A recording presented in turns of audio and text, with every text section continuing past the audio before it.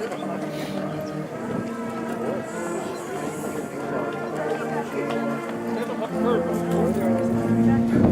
than 3.8 million Americans, including the veterans of every war and conflict, are buried in VA national cemeteries on more than 20,000 acres of land.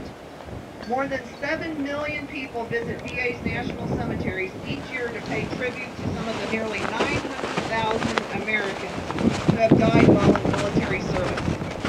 This year, the nation marked the 10th anniversary of the beginning of the combat operations in Iraq, where nearly 4,500 service members made the ultimate sacrifice.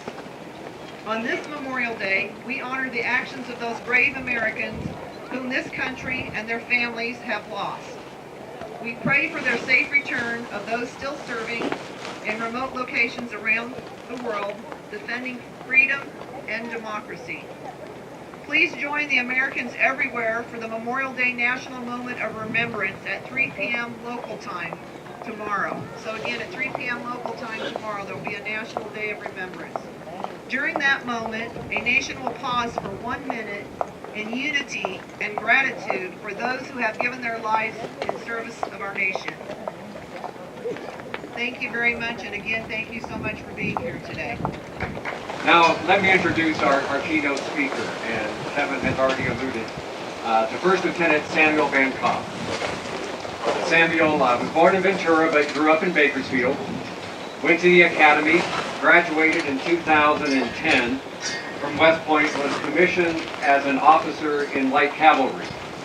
He deployed to eastern Afghanistan in 2012 with the 173rd Airborne Brigade Combat Team and was wounded by a suicide bomber on September the 26th. And Sam continues to reside at Walter Reed while he's awaiting results of a medical review board. And Samuel lost his voice a couple of days ago, has some laryngitis going on. So we'll let his words and his voice be carried on the wind this morning as he gets close to the mic. But would you please welcome First Lieutenant Samuel Van Kopp.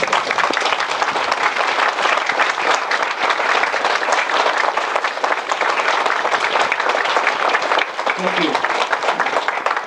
You have to tell me if you can't hear me. I guess I lost my voice yesterday. Yesterday plans of mice and men and all that. I'm going to tell you there's nothing better in life than a Smith cookie. I ate about 30 in 2 days. But I wanted to talk to you today about how this is hallowed ground. Ground made sacred not by church or state, but by the bones of the men and women here in Kern. Other fields have larger stones with bigger names. But here's where we bury our soldiers. It's where we put our citizens. And this is our hollow ground. This weekend was born not at any time recent, but of the Civil War.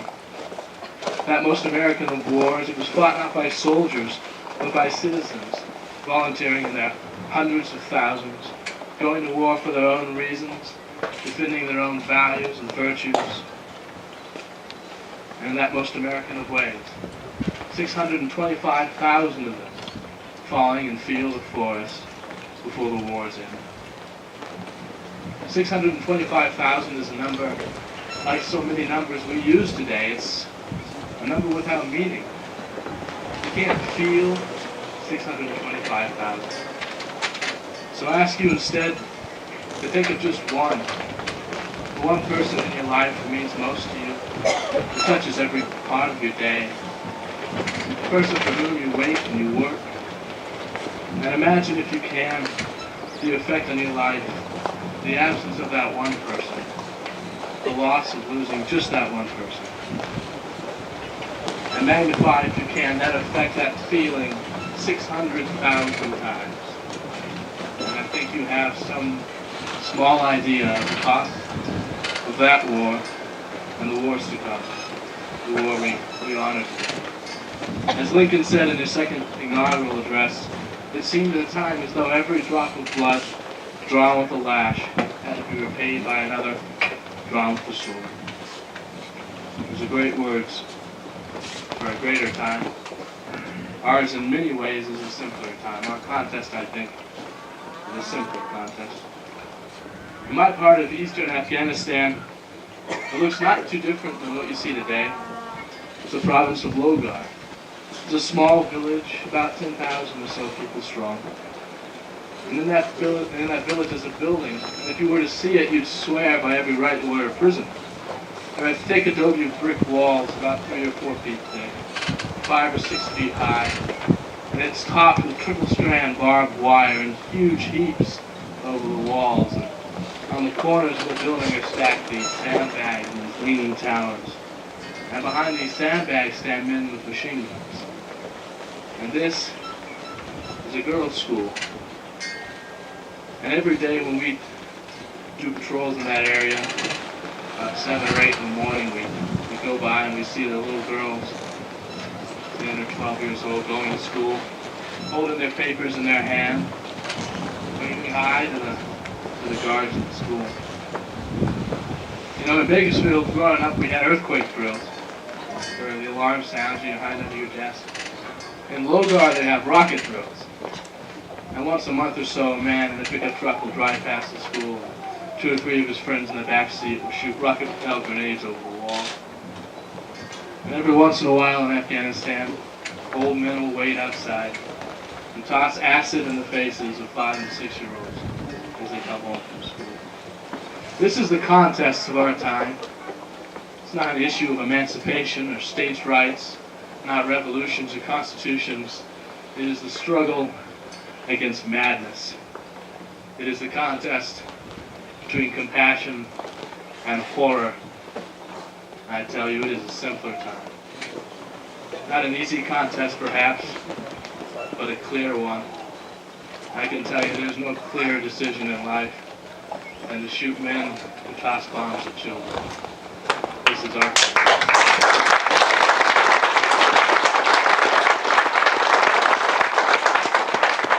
And when the Taliban want to mark their territory, when they want to cut out the West and defeat the United States, they blow up the roads we've labored so hard to build. They bring together 200 or 300 pounds of homemade explosive and they tunnel under the roads, and if possible they wait till we come, but if not, they'll blow it anyway. Blow a crater 10 to 12 feet wide so no one can get in or out, so no ideas get in or out, so no Americans come, so no schools are built, so there are no school children. And in those zones they can hold on to their ancient tyrannies just a couple more years. It is no coincidence that where American soldiers win, prosperity follows. And where we don't, or where we refuse to venture, tyranny remains, despotism remains. I tell you, may we always be on the side that builds roads and schools. May it always be said that that is the American way of war. And the men and women buried here, who fought and died and were brought home or almost home, and those serving abroad who returned to serve their neighborhoods and their families, some of whom are what we have come to call the greatest generation. The men and women born of Depression, who won a world war against Nazi Germany and fascist Japan, and returning home, built the entire world over anew. They're not the greatest generation because they crushed armies, but because they built nations. And though they became in that instant soldiers, they were always before and forever afterwards citizens. And thank God for that. The soldiers wouldn't be enough for the demands we place on our citizens. It's not just that they fight and win our wars, but that they return home and win the peace. Not that they destroy our enemies, but that they make our enemies our friends. Who can forget that in the first Gulf War, the president's hand was stayed from invading Baghdad, as much as from anything else, but from a desire to limit the Iraqi casualties.